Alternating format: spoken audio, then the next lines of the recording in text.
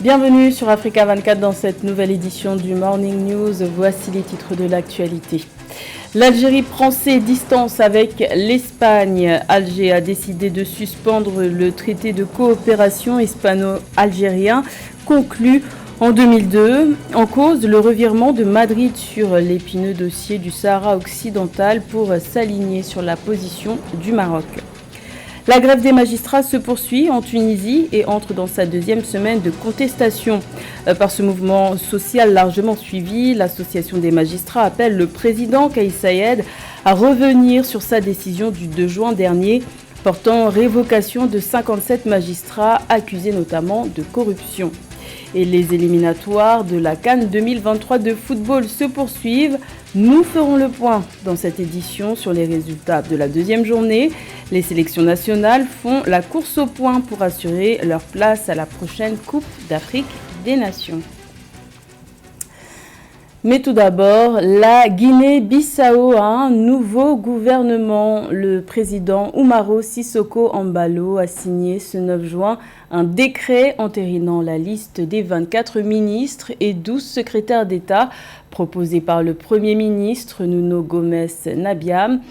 La composition de ce nouveau gouvernement, plus élargi que le précédent, intervient près d'un mois après que le chef de l'État a annoncé le 16 mai dernier la dissolution du Parlement et la convocation d'élections parlementaires anticipées d'ici la fin de l'année. Notons également que cette nouvelle équipe gouvernementale a été constituée 4 mois après la tentative de coup d'État de février dernier. C'est une décision radicale. L'Algérie soutient indéfectible au peuple sahraoui dans sa lutte pour son indépendance. A décidé le 8 juin de suspendre le traité de coopération bilatérale conclu avec l'Espagne en 2002. En cause, le revirement de l'Espagne en mars dernier sur l'épineux dossier du Sahara occidental pour s'aligner sur la position du Maroc. Les explications de Marie-Raphaël Antolo. L'Algérie a annoncé le 8 juin 2022 la suspension immédiate de son traité d'amitié avec le Royaume d'Espagne. Ce traité conclu le 8 octobre 2002 comprenait l'établissement de relations de bon voisinage et de coopération sur plusieurs axes stratégiques entre les deux pays. Donc le contentieux diplomatique du Sahara occidental se fait sur la base d'une rivalité entre le Maroc et l'Algérie. On se rappelle déjà des mesures de rétorsion diplomatique qui avaient été prises par le Royaume chérifien vis-à-vis des autorités espagnoles, interdisant des navires espagnols de pouvoir chavirer sur les eaux continentales marocaines. Après que le Maroc ait accordé un visa touristique dans le cadre d'un séjour médical au chef historique du mouvement indépendantiste du Sahara occidental. Pour la présidence algérienne, cette décision intervient suite à la position affichée par les autorités espagnoles concernant le dossier sahraoui, position en faveur du projet d'autonomie marocain pour le Sahara occidental. Pour l'Algérie, cette prise de position en leur défaveur est en violation de leurs obligations juridiques, morales et politiques, en violation également avec la légalité internationale. Par ailleurs, la position de l'Espagne va contribuer directement à la dégradation de la situation au Sahara occidental, toujours selon l'exécutif algérien.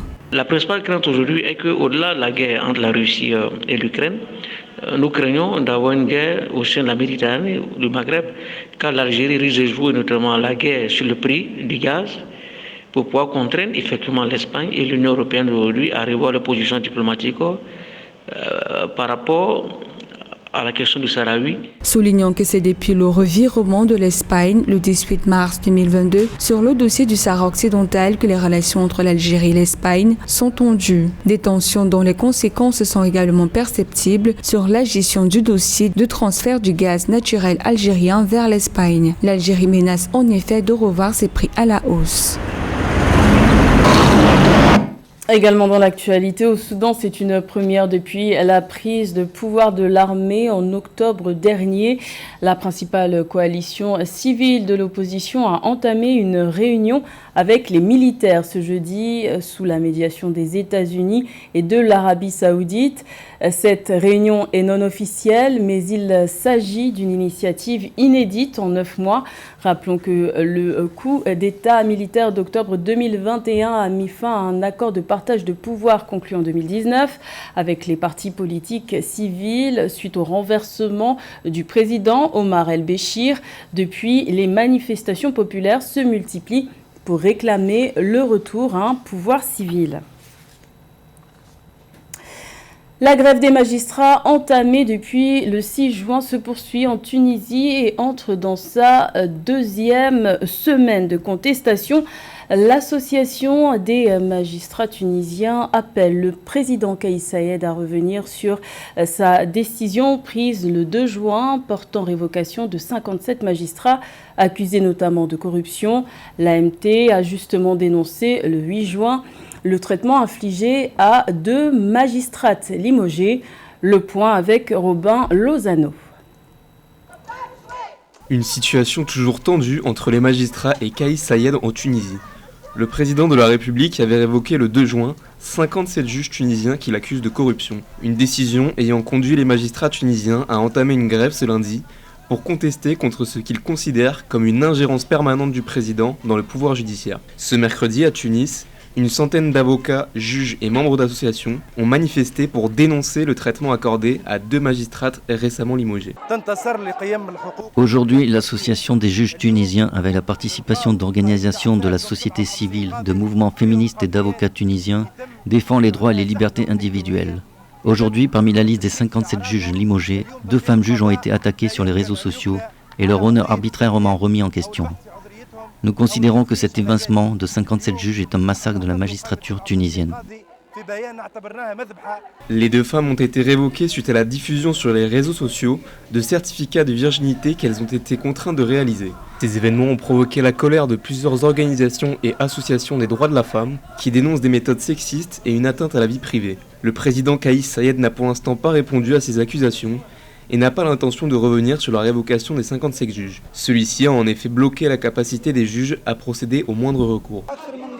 C'est plus qu'une injustice, c'est une violation des droits, c'est une violation de la loi et de la Constitution et cela vous empêche de vous adresser au tribunal pour intenter des poursuites. Si le président est si confiant dans sa déclaration et ses décisions, il aurait dû accepter de nous confronter en justice.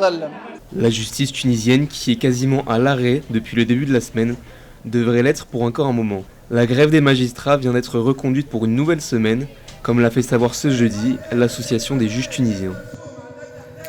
Dans le reste de l'actualité au Burkina Faso, 11 gendarmes ont perdu la vie ce jeudi soir dans une attaque armée perpétrée par un grand nombre d'assaillants contre la brigade territoriale de la gendarmerie de Setenga, située dans la province de Séno, dans la région du Sahel.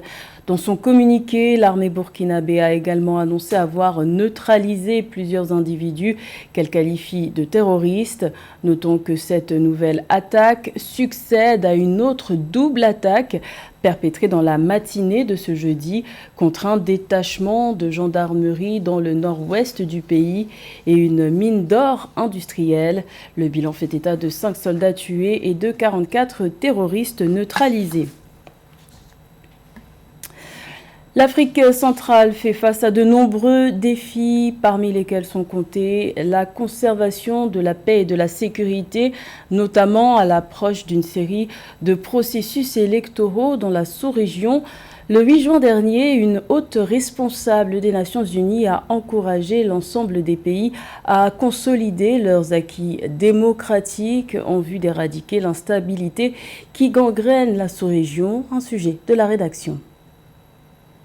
Encourager la consolidation des acquis démocratiques fondamentaux en Afrique centrale, telle est la recommandation de Martha Pobi, sous-secrétaire générale de l'ONU pour l'Afrique, au département des affaires politiques et de consolidation de la paix et des opérations de paix, une préconisation faite le 8 juin devant le Conseil de sécurité de l'ONU, à l'approche de processus électoraux cruciaux en République démocratique du Congo, en Angola, à Sao Tomé et Principe, en Guinée équatoriale et au Tchad. Certains pays de la sous-région continuent de faire face à des défis politiques et sécuritaires. Dans certains cas, ces défis, s'ils ne sont pas résolus, pourraient avoir un impact sur les pays voisins et la sous-région. Les multiples crises, les conflits et la persistance des foyers de violence à travers la sous-région sont autant d'éléments qui perturbent la création de conditions propices à la tenue des élections. Pour éradiquer toute forme d'instabilité, des efforts nationaux sont nécessaires. Ils passeraient notamment par l'augmentation de la participation des femmes et des jeunes au processus politique. De graves violations des droits humains sont observées, avérées dans les pays de la sous-région et à leurs frontières. Et la catégorie des personnes la plus affectée est bien celle des femmes.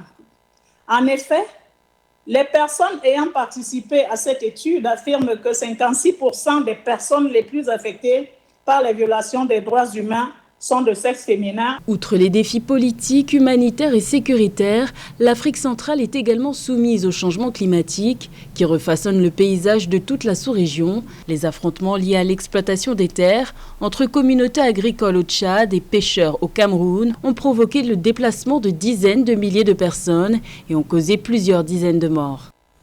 Ce voyage était censé être une première en 37 ans. Mais il n'aura finalement pas lieu. Le pape François ne se rendra pas en République démocratique du Congo du 2 au 5 juillet et plus précisément à Kinshasa et à Goma. Le souverain pontife vient d'annuler son voyage en Afrique, un déplacement reporté pour des raisons de santé qui concerneraient des douleurs au genou. Aucune nouvelle date n'a été donnée et aucune précision non plus n'a été communiquée sur le maintien ou non de son voyage au Canada prévu du 24 au 30 juillet. La phase de groupe des qualifications pour la Coupe d'Afrique des Nations de football 2023 est en cours. Le point sur la deuxième journée des éliminatoires qui s'est tenue le 9 juin avec Marie-Raphaël Antolo.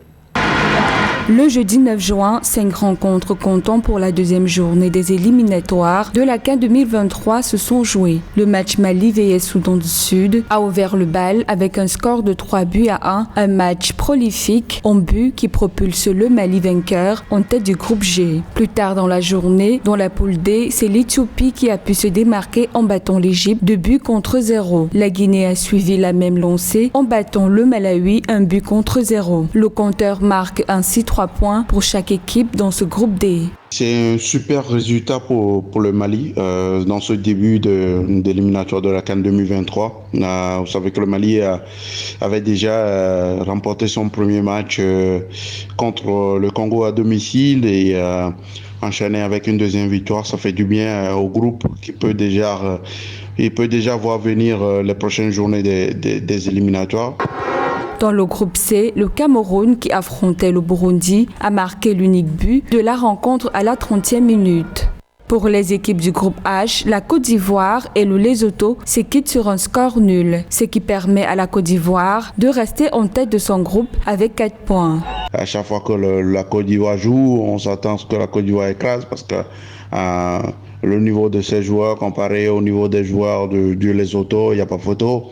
Mais il faut savoir que le football est difficile. Il y a plus de petites équipes. Ces équipes qui sont considérées comme petites travaillent aussi, même s'ils ne sont pas encore au niveau. À chaque fois qu'ils affrontent une grosse équipe, ils mettent en place des stratégies pour ne serait-ce que ne pas perdre ou ne pas être humilié. Les prochaines rencontres de cette deuxième journée de poule sont programmées le 13 juin et vont s'ouvrir avec le match Sao Tomé et Principe vs Nigeria. C'était le journal de la rédaction. Merci de l'avoir suivi. L'information continue sur Africa 24.